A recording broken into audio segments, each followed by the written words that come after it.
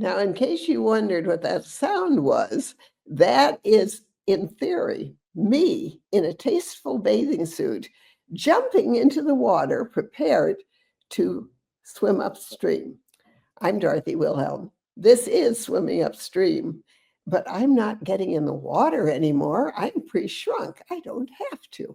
So we will just visualize why we call this podcast Swimming Upstream radio show, is because going upstream is where you meet the interesting people you couldn't find anywhere else. And today I have someone very special to introduce to you.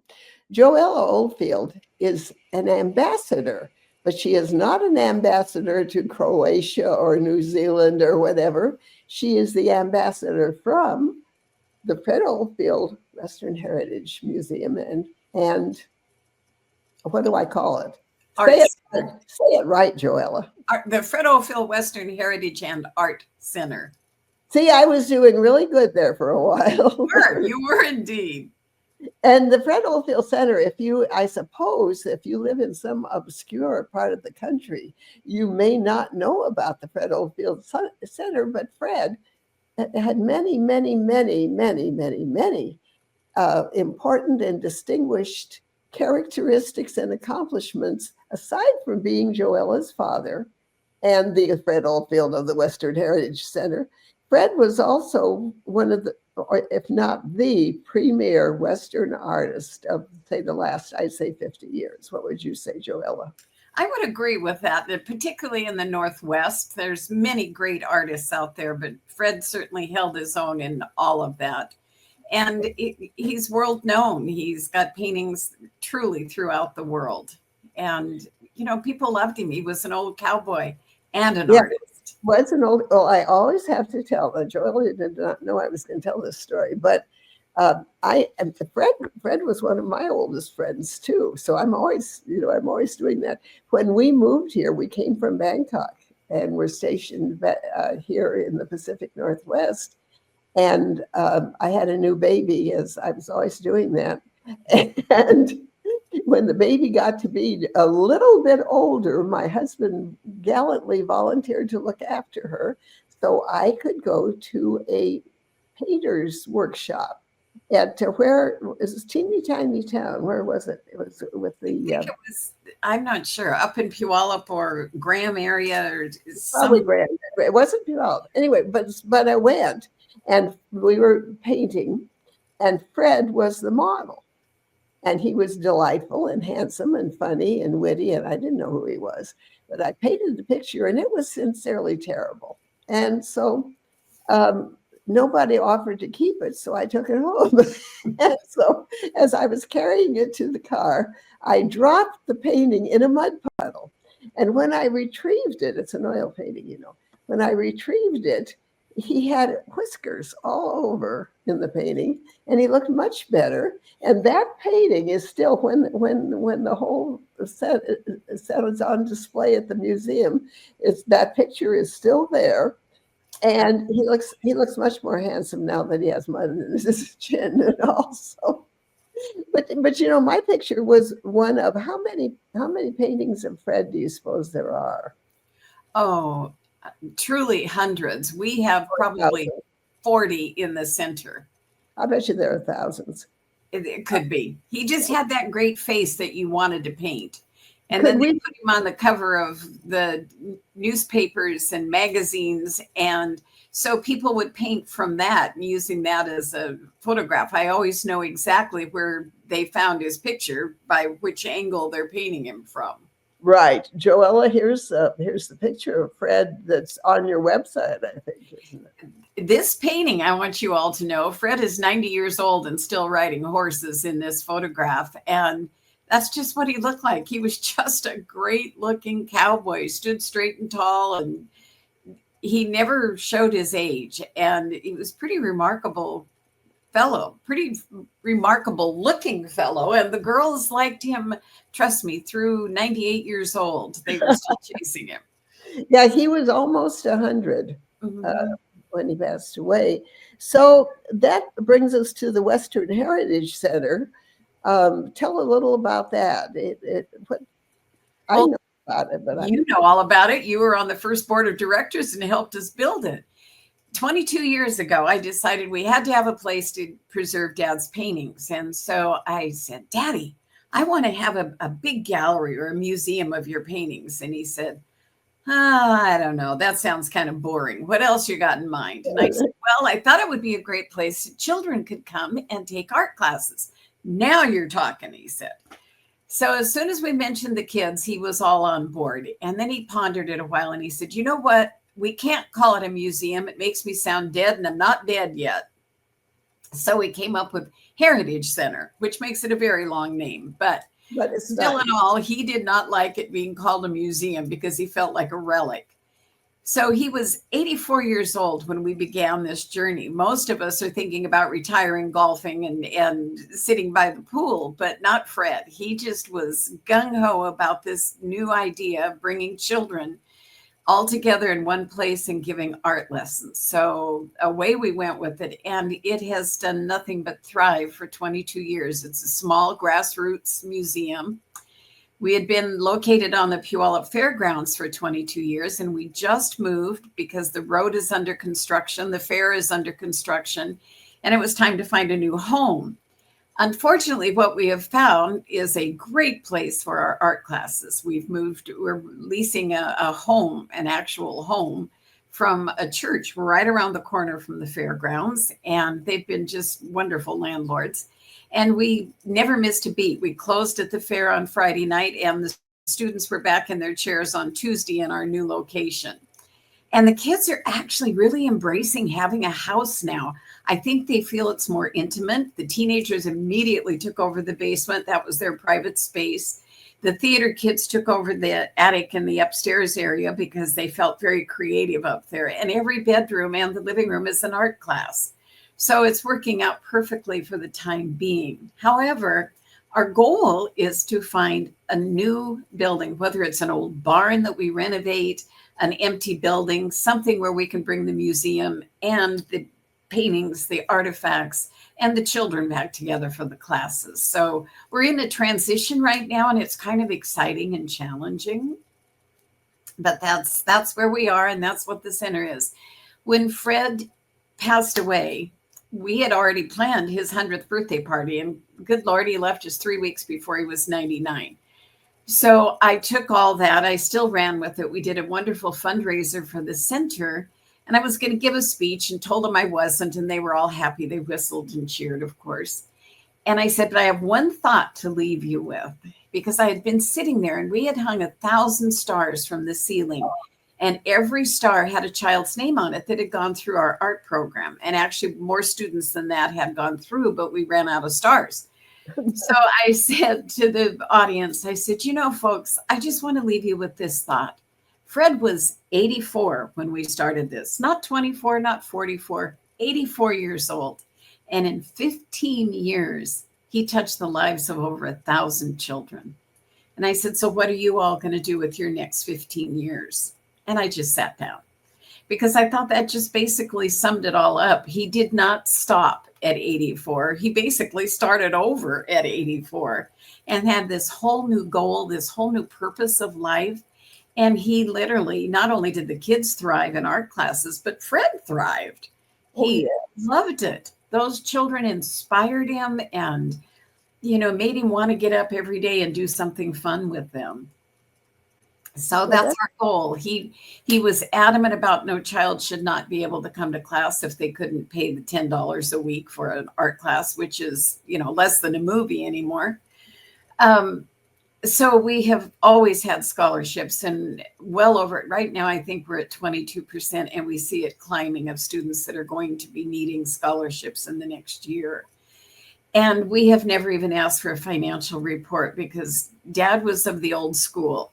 If anyone was humble, had humbled themselves enough to ask for help, we didn't need to pry any further. He said, if one slips through that didn't need it, oh well. But the rest of them don't need to be humiliated by giving you a financial report or, you know, doing something in exchange. And we've had a lot of wonderful feedback from that. We've had parents who have said, no, we want our children to understand what this means. So they brought the kids in to mop floors, to weed the little garden, or to help greet people during our events. And so it's been very reciprocal. Some of the moms have come and checked children in, just to offset the free scholarship.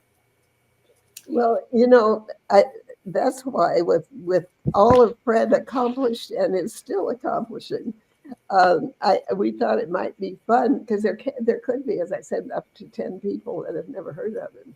And so we thought maybe let's take a look at the history of the Old West through his painting. So this month we're going to look at this one is the Prisoners of Wounded Knee, I believe, isn't that?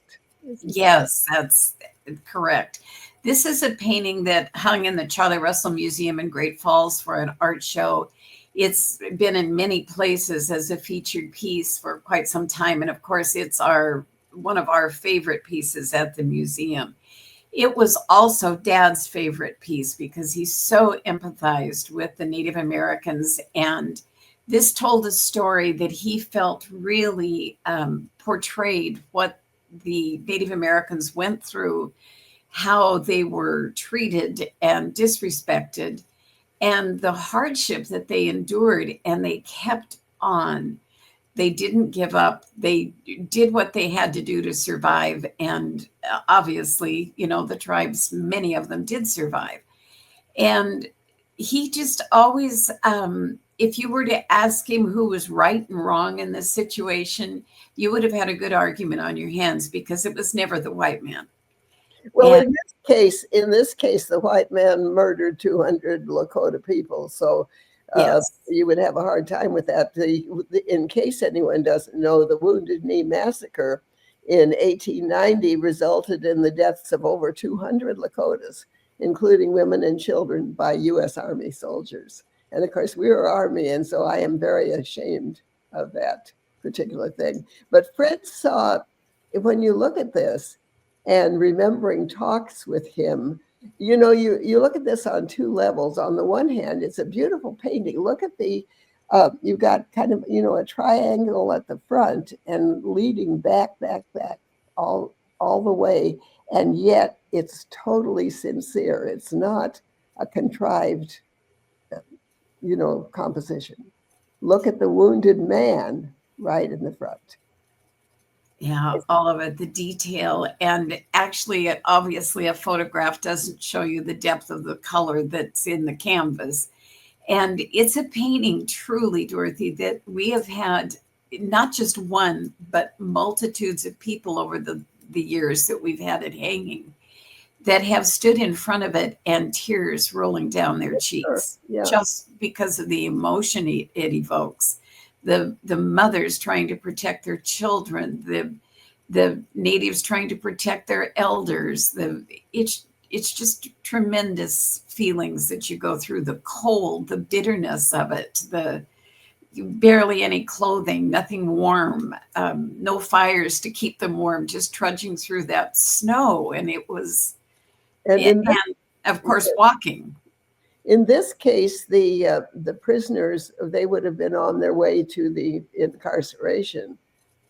So they literally, and it's an interesting thing, the way it snubs up against the edge of the painting, they literally had no future. They literally had nothing to look forward to. And you can just sense that, the way look at the mom over there carrying her baby. Carrying the baby, I know. This is oil, isn't it? Yes. Daddy was predominantly an oil painter through his whole career. Do you happen to recall the dimensions? How big? Oh, I do. I believe it's 24 by 36 or 20 by 30. It's a large piece. 2 by 3 feet, really. Yeah. Yes. Yeah. Well, I remember Fred talking this one, I think, and why we chose it to start with, is that I know that of all the paintings he did, and he did, I don't know, I would guess 1,000 or more. Oh, definitely. This one I know really moved him, and he really felt the sorrow, and that he had been able to capture it, that he had been able to those who are listening who are artists, you know, you look at it on so many levels because you look at this group of 6 right in the front, and I would assume because of the blue roll. Now we are going to hear the phone ringing, and we are going to ignore it because we don't know what else to do. And so anyway, I would guess that he's one of the guards because he isn't. You know, there's a difference in the appearance and everything. So I would think so. Now, I think go ahead, dear. No, I was just going to say, I just, you know, every time you look at it, you see new things that you haven't seen before. Boy, I think that's going to ring all day. Okay, you were getting ready to say something. I think what I really wanted to say about that is that Dad loved telling the history, sharing the history, but not just because he was so taken with it. I mean, everything he read was historical, and he didn't have time for anything else. He wanted to know what happened, why it happened, how it changed our futures, and what we could certainly do to not do it again. But I think to him it was just so important that he tell the true story so that we didn't forget what happened, so that perhaps we could make sure it never happened again on whatever level. And he was just kind of an amazing old soul, actually. Never was there any prejudice with my father or any bigotry. I didn't know that existed, quite frankly, until I was much older. You know, because we just weren't raised that way. Everybody was on equal ground. And he grew up on the Yakima Indian reservation. Those Indian boys were his friends. They would chase him on horseback because he'd be fishing in their creeks, but it was all basically a game. And he still, to this day, to his last day, yeah, I still feel like he's around us. And I'm sure he is. Yeah, I think he is. But many of his closest friends were the Native Americans. So, and even in our group today, some of our greatest volunteers and supporters are from the Native American tribes here in the Northwest. Well, but Fred, of course, didn't know he was an artist initially. He didn't know who he was going to be. It was a very kind of a funny event and I know that he painted a bull thistle, and I'm pretty sure I know what one is, on the wall in the bunkhouse. Now, where did he get the paint, and what made him think he should do that? Do you know? Well, I do know. It actually wasn't paint. It was charcoal, and he took a charcoal, like an old briquette out of the fire, only it was probably a hunk of log. And he started drawing on the bunkhouse wall, and he drew this bull thistle, and he thought, well, that's kind of cool. But then he decided it should have a frame on it. Pictures had frames. And even though they weren't wealthy enough to have paintings and things hanging in their home, but he had seen them. So he then drew a frame around it. And then he decided there had to be a way to hang it. So he drew a nail and a little chain that came down to the edges of the frame. And he didn't hang it. I mean, it was just drawn on the wall. And that's when his brother came in and asked him what he was wasting his time on, just an old bull thistle. So at that point, you're right.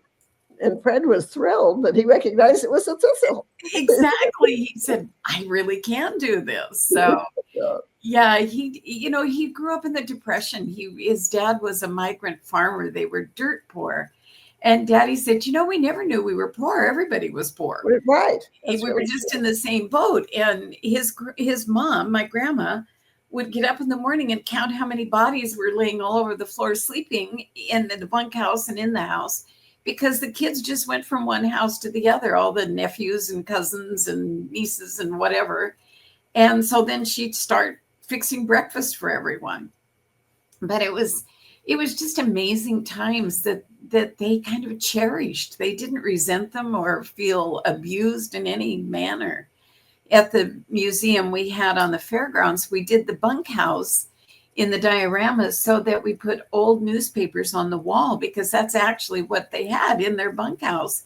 So the wind wouldn't blow through the cracks of the logs. And people have asked us about that over and over. And I said, no, truly, this is how Fred lived. This is, this was their wallpaper. It's like you say, we all did. And it wasn't, I think that was one of our closenesses, is that we'd had the same sort of childhood. Oh, I absolutely. You knew where Fred was coming from. You understood. And your daddy was kind of a cowboy in his own right. Oh, he was. That was what he did. Yeah. And so, you understood. You won't believe this, but we've actually talked our way through the show. So what impassioned plea would you like to make now? Well, I would just like to tell everybody to take a moment and go online and look up Fred Oldfield and see our website. And please, if you're in the area. No, darling, that's not it. No, what is my passion plea? You're supposed to tell that you're looking for a home. Oh, I did earlier, but I am looking for a home. Honey. Okay. No. No, they see, we've heard all of the things Fred Oldfield did and how important it is to have that museum, those pictures. And a lot of times Joella has events that I can even be at and all that kind of thing. So they really have got to have a new home. So if you happen to live near a place, or perhaps you'd like to vacate your own home, they are looking for a new museum, a new Western Heritage Center. How should they get in touch with you, Joella? Well, they can get in touch with me on the website, or foldfield@comcast.net, which is just shortened for Fred. Why I did that, I have no idea. Say it again, my darling. It's F Oldfield, and it's Oldfield, just like there's no period, no dot. Periods, no periods, just foldfield@comcast.net. I'd love to hear from you, even with any questions about Fred or the Old West. But and Dorothy's right. Many times she is the star of our events. So please, if you're in our area, come and see us. Well, it's been wonderful to have you, Joella. As always, we have so much fun. Did I tell you Joella is one of my oldest friends? You did. Okay. Anyway, this has been a production of the SOB Radio Network. SOB, as you probably know, stands for Spunky Old Broads. And all the women, all of the hosts are women who are past 50 years of age. And I passed it so long ago that we can't do too much with it. So until next time. See you. Thanks, Joella. Thank you, honey. Bye-bye. Bye.